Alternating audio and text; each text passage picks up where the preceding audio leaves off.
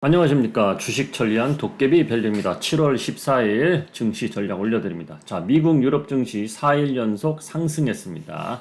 환율 추가 하락 기대합니다. 이틀 연속으로 환율이 하루에 막 10원 이상씩 뚝뚝 떨어지는데 오늘도 추가 하락 기대합니다.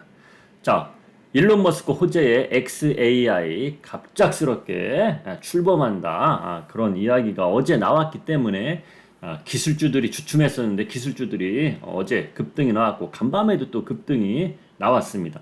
그래서 엔비디아는 직전 고점을 뚫고 한 달 넘는 박스권 움직임, 거의 두 달이죠. 박스권에서 탈피를 했습니다. 자, 좋다는 얘기죠. 자, CPI 이어 PPI까지 분위기 업시키고 있습니다. 물가가 잘 잡혀가고 있다. 그런데 이런 분위기에도 연준 의원은 발언은 23년 뒤에 금리 2번 올려야 된다. 이런 말이 나오고 있습니다. 이것은 악재성 분위기지만 이런 건 절대 신경 안 쓰겠습니다.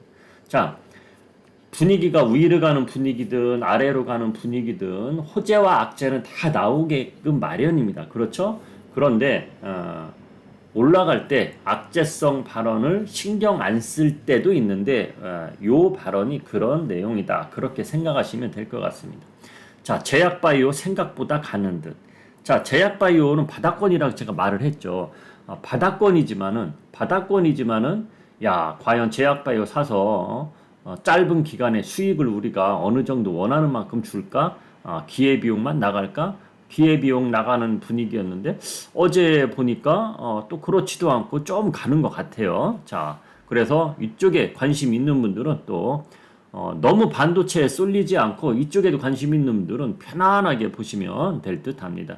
자, 우크라이나 재건주 다시 트레이딩. 자, 우크라이나 재건주가 일론 머스크 호재 XAI에 다시 기술주들이 급등하면서 어제는 주춤했어요. 주춤했는데 대통령실에서 또 우크라이나 재건 관련해서 발언이 나오고 있기 때문에 또다시 움직일 확률이 있다. 이렇게 힌트 드리면서 오늘 시작하겠습니다. 다우존스는 그냥 보합에 끝났어요. 다우존스는 이틀 연속 음봉으로 마감이 됐습니다. 다우존스는 직전 고점을 계속 못 넘어가고 있는 상태. 그러나 나스닥이 올라줬기 때문에 그렇죠? 자, 우리 증시도 하락장을 마감하고 반등이 나오면서 어제 나스닥이 좋게 올라가면서 어제 반도체 종목들이 쭉 치고 나가면서 흐름이 좋게 변했단 말이에요. 자, 근데 나스닥은 간밤에도 올랐어요. 그럼 우리 증시 뭐 나쁠 이유가 없다.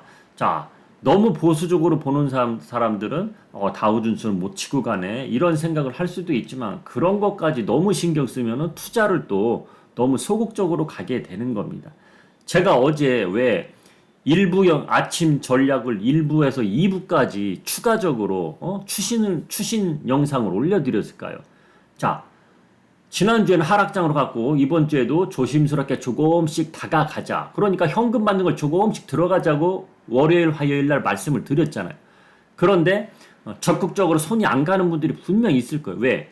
하락장 멈추고 올라갈 때 처음부터 적극적으로 갈 수는 없거든요. 그래서 트레이딩 되는 분들만 한번 가보자. 월요일 날 그랬고 화요일 날은 조금 더 느슨해서 조금 더 갈 수 있겠다 하고 수요일 날 목요일 날 어제는 제가 2부 영상까지 올리면서 야, 이제는 본인이 찍어놓은 종목 적극적으로 들어갑시다. 그 영상을 올린 거예요. 그래서 어제 2부 영상을 보신 분들과 안 보신 분들 차이가 좀 있을 것 같습니다. 자, 그러면은 뭐 나쁜 이유는 하나도 없다는 거예요. 자, 유럽 증시도 다 빨간색으로 마감이 됐고, 자, 엔비디아 한번 보겠습니다. 엔비디아 4.74% 이렇게 일론 머스크 호재에 상승이 좋았습니다. 자, 이렇게 박스권 탈피를 했습니다. 자, 박스권 탈피를 했어요.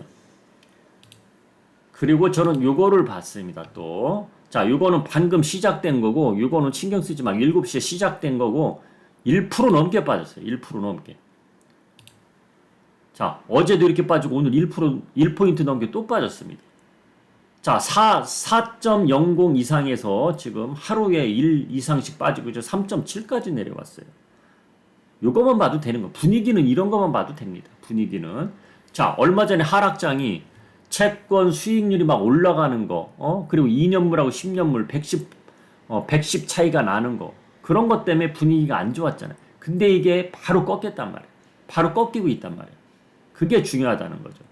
그래서 하락장에서 뭐 때문에 하락됐고 분위기가 그렇게 됐고 그 원인을 찾아서 그 원인이 정반대로 가면 분위기가 또 바뀌는 거거든요. 자, 그런 겁니다. 자, 이런 문제는 제가 우리 증시 이야기할 때 추가적으로 이야기해 드리겠습니다. 자, 중요한 거 필라델피아 반도체 지수도 2% 상승했습니다.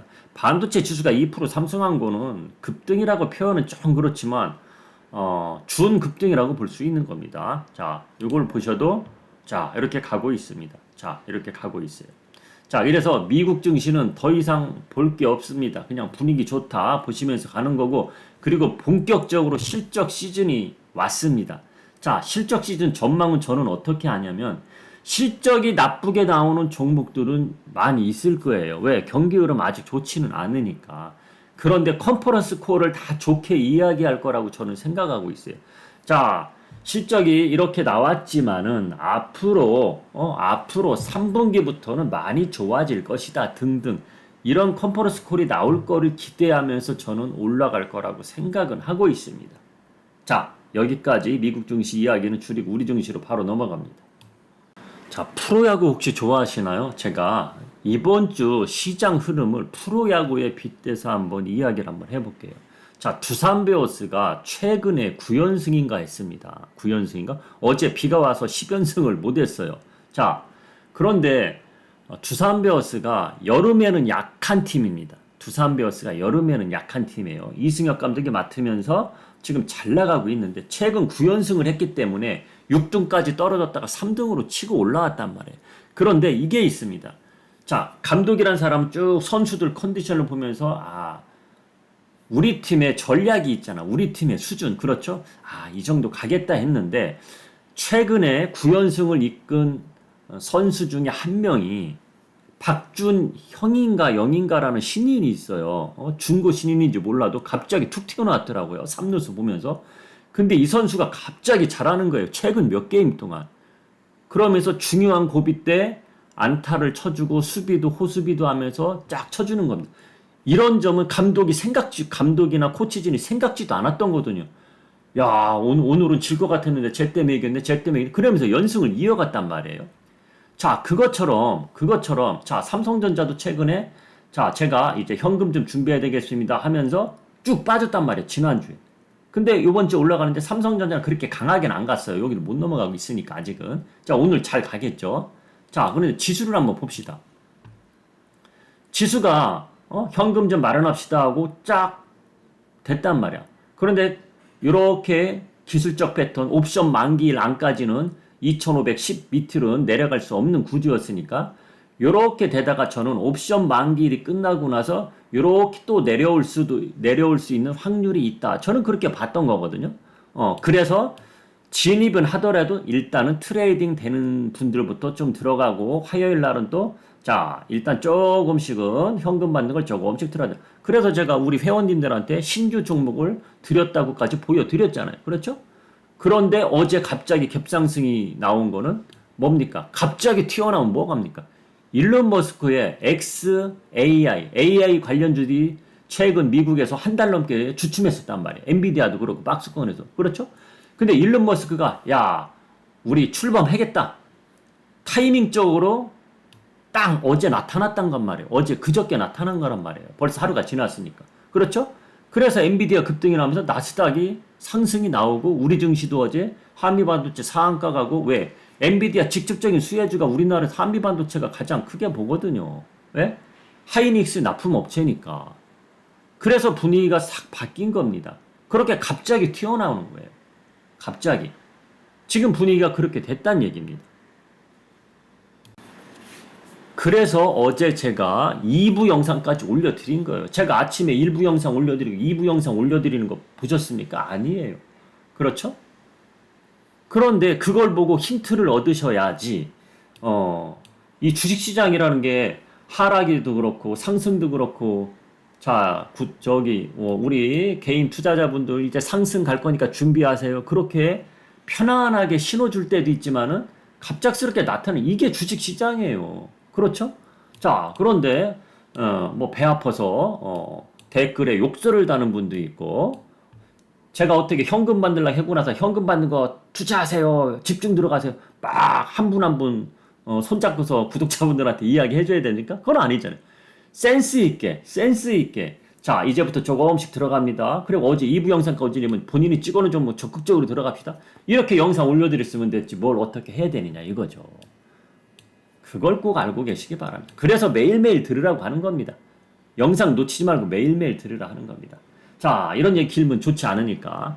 자, 그래서 어제 우리 증시 이렇게 코스피는 윗꼬리가 길었어요.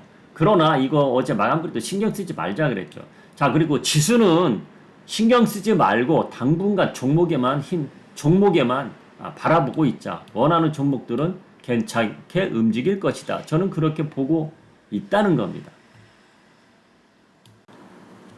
그래서 반도체 종목 아직도 자, 이번 하락에 덩달아 빠진 종목들이 있다 그랬죠.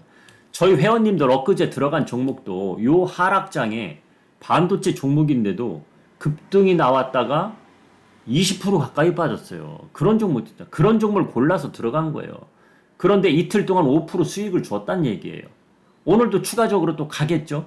당연히 미국 증시 반도체 종목이 나쁘게 흐름이 나온 게 없으니까. 그러면 운 좋으면은 오늘 혹시 압니까? 4, 5%그 종목이 올라서 3일 만에 10%를 먹는 거예요. 그러면은 그런 종목이 아직도 있더라 이거지. 오늘 새벽에 일어나서 제가 반도체 종목을 보니까 아직도 있다. 어제 한미 반도체만 상한가 가서 분위기를 막 그렇게 고조시켜 놓은 거지. 아직 치고 가지 못한 종목들이 이번 하락장이 하락하고 나서 꽤 있더란 얘기입니다. 그런 종목을 골라서 들어가면 되는 겁니다. 저는 그렇게 강조해드리고 싶습니다. 그리고 저는 변함없습니다. 저는 우리 회원님들한테 2023년도는 우크라이나 재건주는 계속 들고 가면서 트레이딩을 할 것이고, 그리고 반도체 종목 계속 당연히 볼 것이고, 저는 1월 달부터 계속 보고 있으니까요. 자, 그리고 하나 추가하자면 제약바이오 바닥권에 있는 종목들 골라서 사놓고 기다려보자. 왜? 제약바이오는 트레이딩 하시면 안 됩니다. 트레이딩 하면 놓칠 수 있습니다. 왜? 바닥권에 있기 때문에. 그러니까 제약바이오는 괜찮은 종목 골라서 비중을 너무 크게 들어가지 말고 어느 정도 들어가 놓고 가만히 들고 있어 보면 운이 맞으면 한두 달 있다가 몇십 프로 올라올 수도 있다. 저는 그 내용을 알려드리면서 오늘은 여기서 짧게 줄이겠습니다. 지금까지 주식천리안 도깨비별이었습니다.